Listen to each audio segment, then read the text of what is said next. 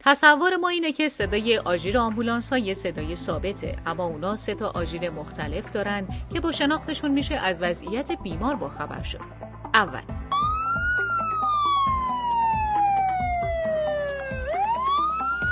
این آژیر صدای آرومی داره، یعنی آمبولانس بیماری رو میبره که حال عمومی خوبی داره و شرایطش نسبتاً پایداره، اما امکان تغییر حالش وجود داره. دوم، این صدا رو مهمترین صدای آژیرها میدونن و به این معنیه که بیمار بدحال داخل آمبولانسه و باید هر چه زودتر به بیمارستان برسه.